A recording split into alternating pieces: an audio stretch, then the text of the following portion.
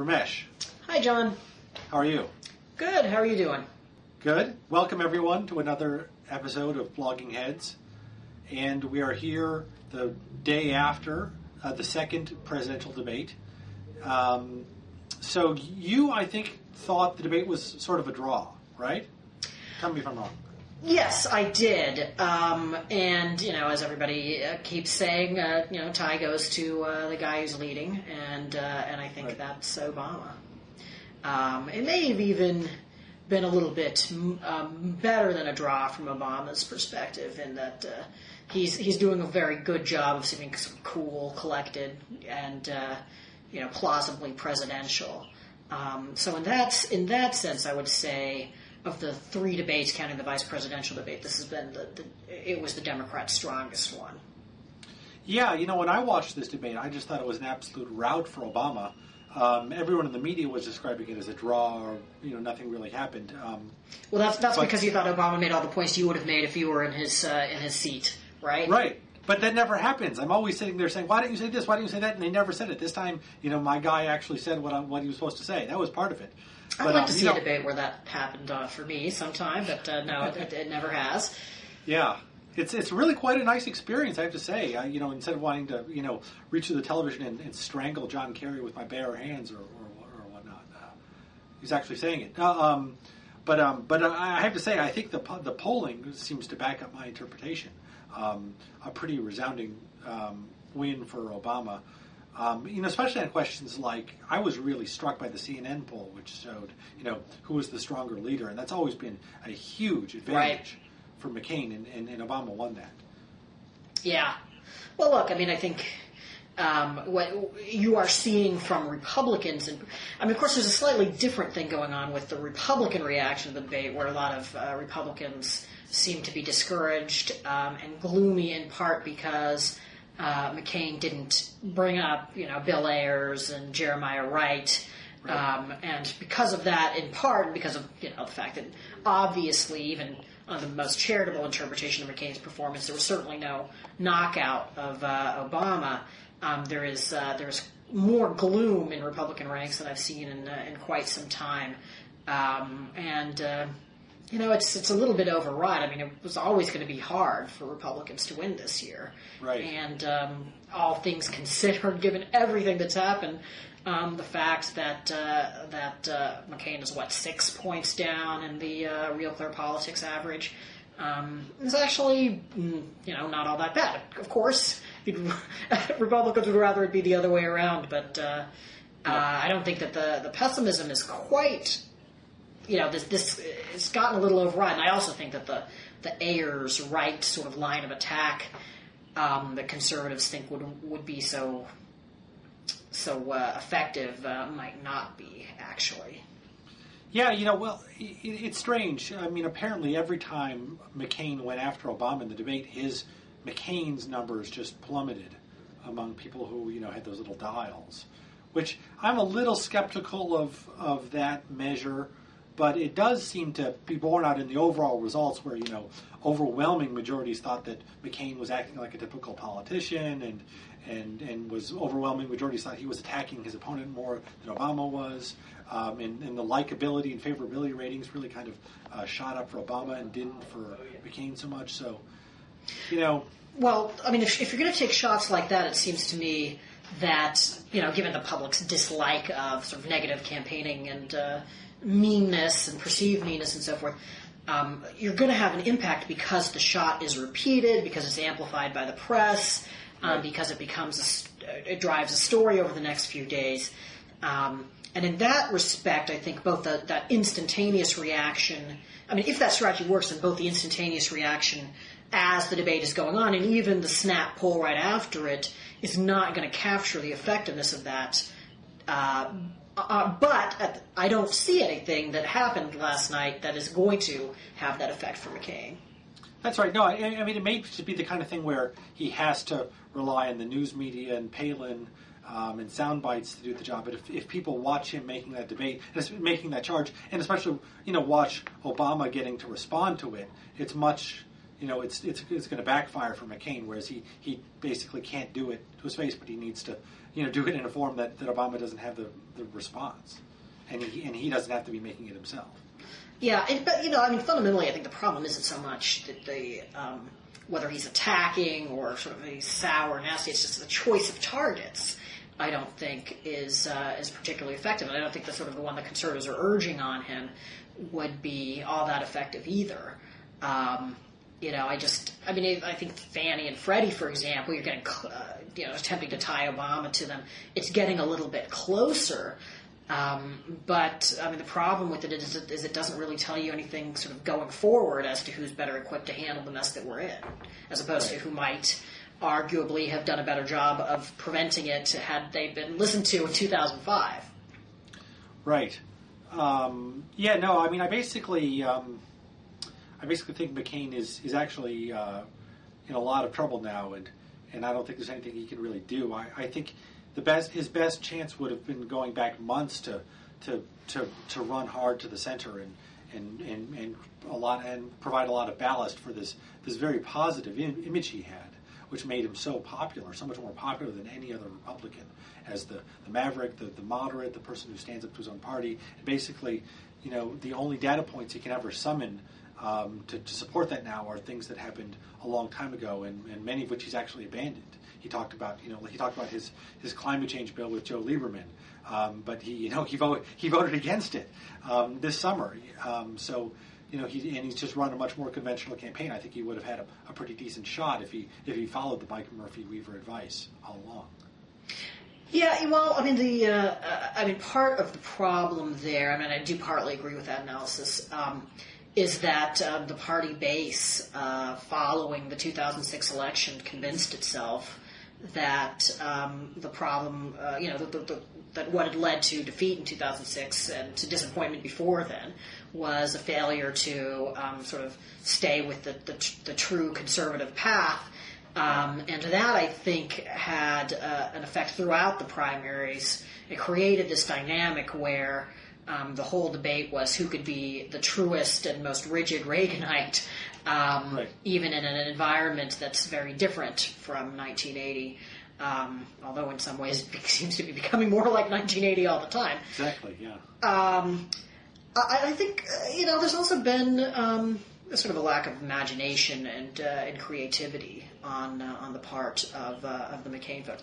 Unlike, I suppose, some of your colleagues at the New Republic, I think McCain's got a decent health care plan, which I guess would be an exception to that rule, but it sort of seems to come in and out of focus. You get a clearer picture of what it might be from listening to Obama and Biden than you do from listening to McCain. I don't think it's sort of an accurate picture when it's given by Obama and Biden, but they at least sort of give you a picture.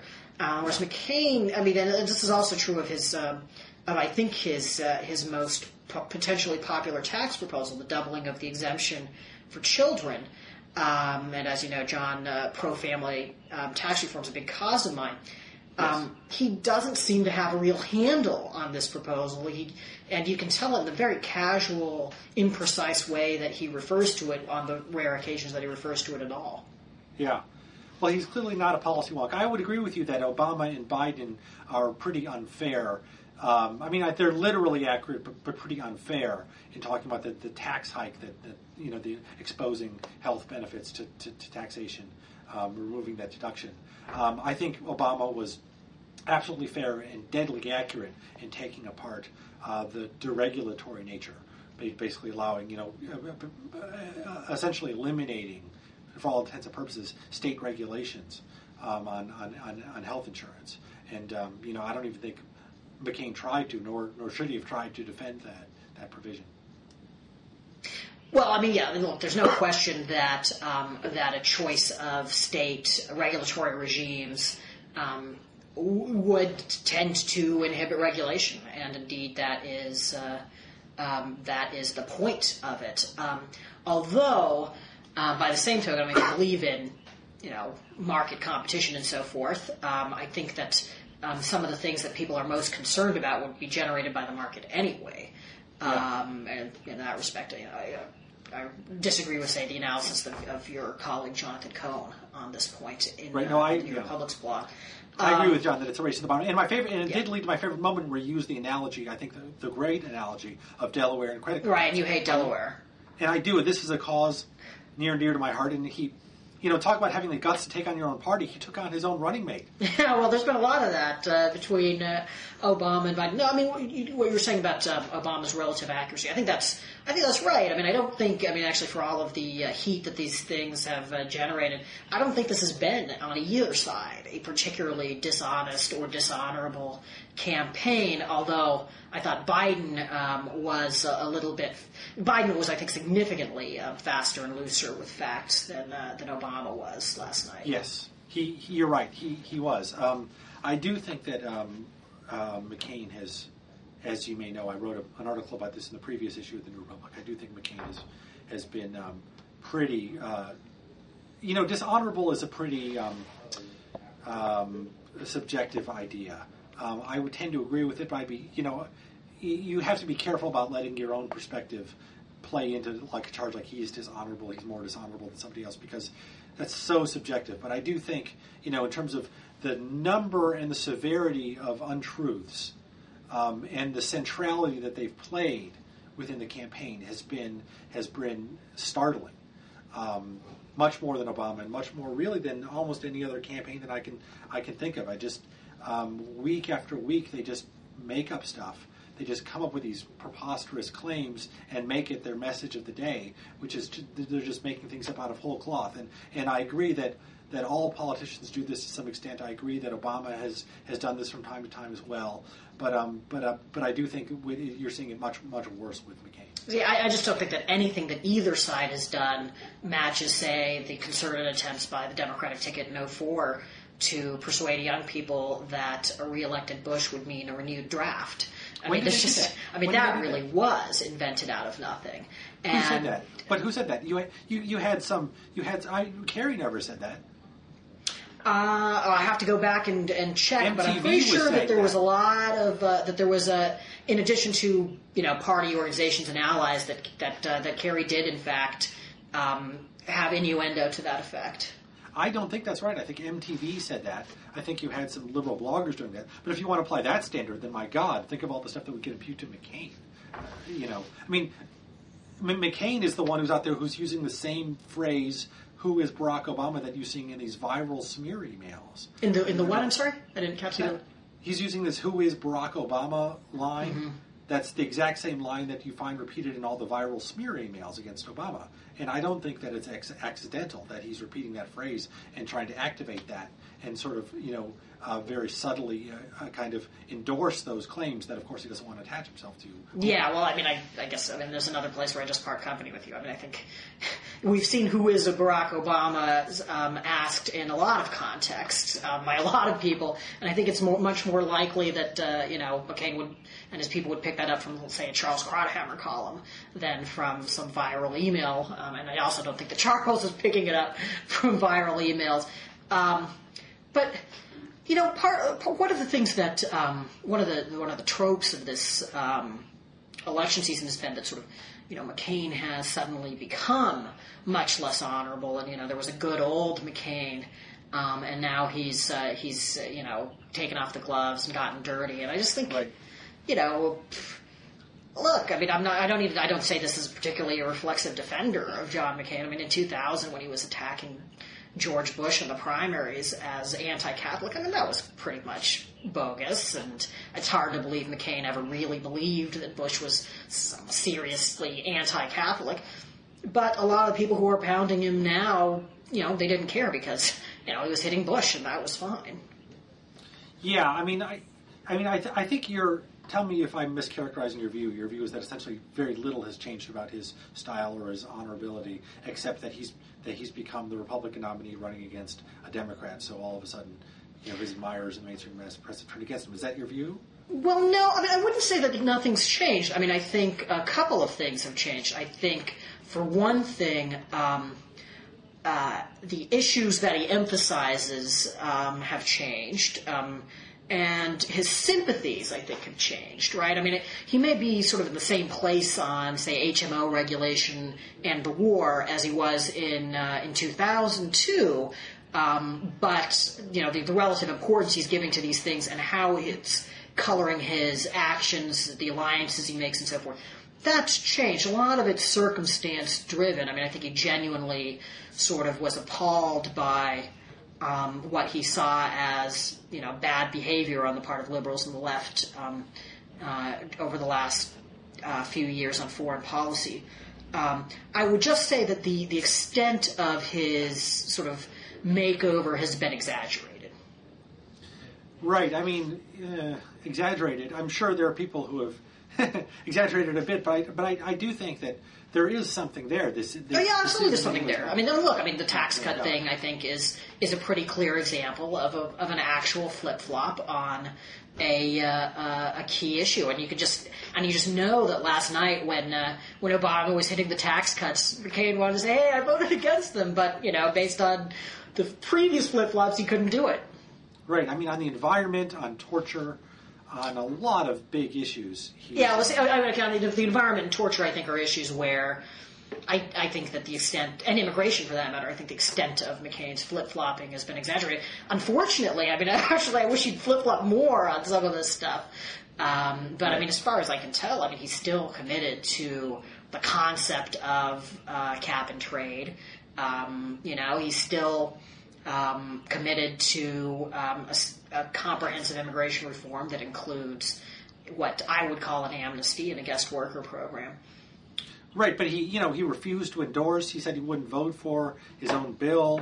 The cap and trade legislation that he touted at the debate as being his plan, basically he voted against. On torture, they basically had one key vote to do basically what he says he wants to do on torture, and he turned against it. There's a lot there where he seems to have changed. Well, look, you can make, I think, a coherent case for supporting both the original McCain amendment and the estate torture. Tax. I'm sorry.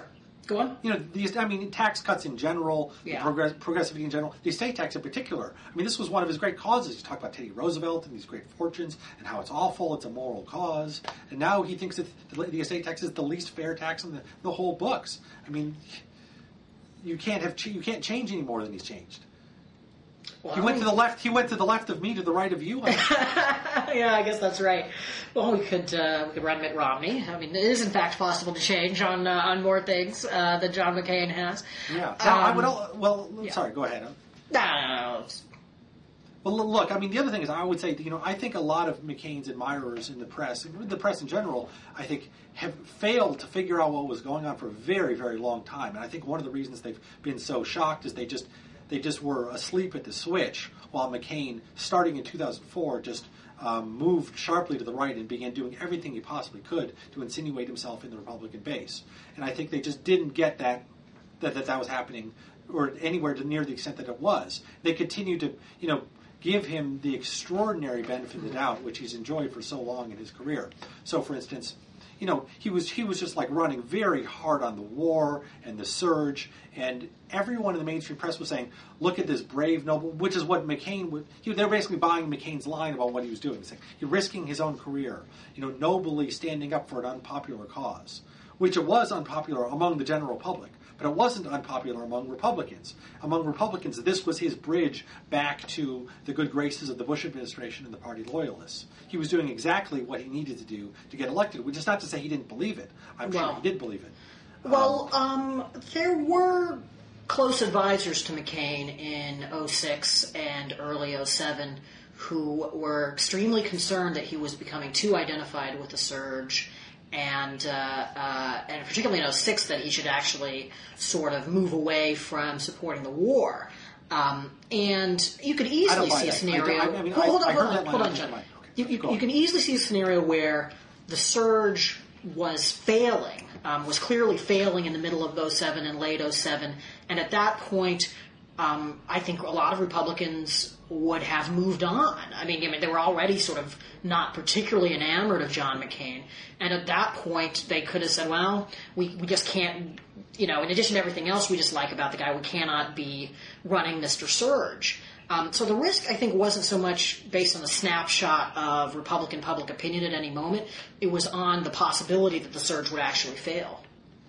And that, right, I think, was a serious danger for him.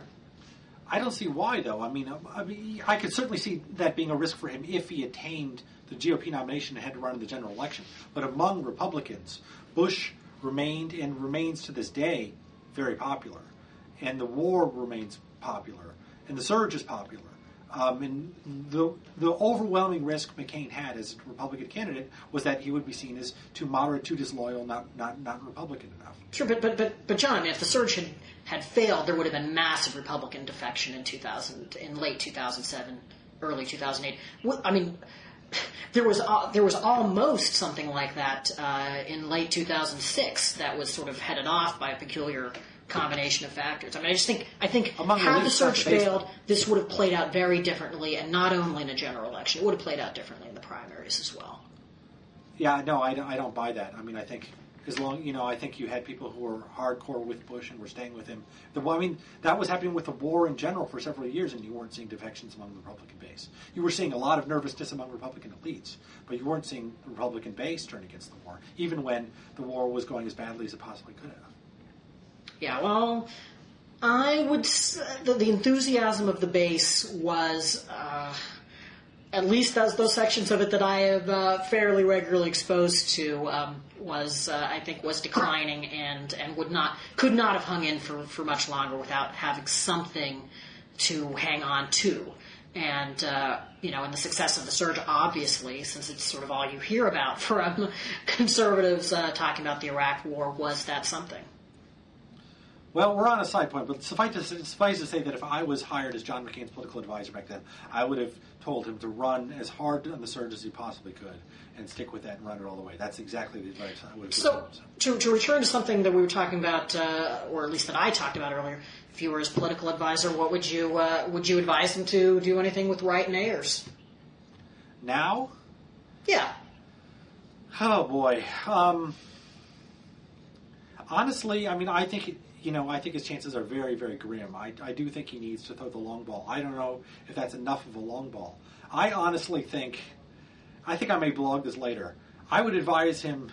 That's why we're here, John, to generate blog ideas for you. I mean, I don't think you're going to take this evasive, but honestly, I think this is the kind of long ball he needs to do. I think if I were him, I would fire Steve Schmidt, hire Murphy or Weaver, and say, he made a terrible mistake in the tone of this campaign. He allowed himself to, do the Al Gore, basically what Al Gore did after the 2000 election. Just say I took bad advice from my advisors. I'm letting it rip. I'm going to be the old John McCain. Talk to the press, do the whole thing. They'll swoon. They'll fall in love with him again. You'll have trouble with the base, but the base has already been convinced that Barack Obama is a terrorist lover. They're already in love with Sarah Palin. You'll lose some of the base, but it's your only chance to get back at the middle. You've got to just hope that the base is going to suck it up and vote for you. I think, I'm not saying it's a great chance to win, but I think that would be his best chance. Yeah, well, not going to happen. I mean, the two things that I have most wanted the McCain campaign to do this year was first. Make a one-term pledge tied to getting a mandate on 4 or 5 issues, and 2, come out with a serious pro-family middle-class tax cut. And obviously, my advice has not been terribly persuasive, or they're not reading National Review and National Review Online. Well, I have to say, a one-term pledge now, given that a majority of the public thinks Palin is unqualified to be president, would be pretty weak, don't you think? I've always been a Palin skeptic for a lot of reasons, but I'm actually not. I've never been concerned about the idea that she's going to be elected president in 2012. I think even if McCain wins, she's by no means assured of getting the Republican nomination in 2012. I mean, although I also think that McCain isn't, in fact, if he were somehow to win, he wouldn't serve more than one term. And that's part of what's sort of frustrating about this. I just don't believe he actually wants to serve 2 terms. On Palin, I'll just pass along something I heard. Not that I find this, whatever anecdote you hear from your brother, your friend, whatever. It's more amusing than something that I think is necessarily reflective of widespread sentiment. But so someone he was visiting friends in the Midwest and was talking to a guy who's a real working class. Actually, has been out of work for a while. Saying like this whole neighborhood, and this is a blue collar white neighborhood. He expected to go for Obama. He said, why? He said, well, they basically figure that this is kind of grim. They're not wild about Obama, but they basically think that some redneck is going to kill him, and then a Biden who they like will be president. But they don't want McCain because they think he's going to have health problems and die, and that quote unquote that idiot, which is how they refer to Palin, will become president. So he claims that all his friends basically have expressed expressed this belief. All right, I want to see somebody go in the field and do survey research on these expectations, subdivided by demographic group. That's interesting. Yeah, look, if it was if the tickets were flipped, I suppose I would probably favor the Democrats over the Republicans and. Who am I kidding? I still wouldn't. But no, I don't think so. But it would be a tougher call for me. Yeah. Well, and on that note, I think we need to call it a day here. Right. As always, once nice again, it was John. Yeah, sorry. Once again, I've interrupted you, and once again, it was nice talking to you and frequently interrupting you. All right. Take care. Okay, Rash.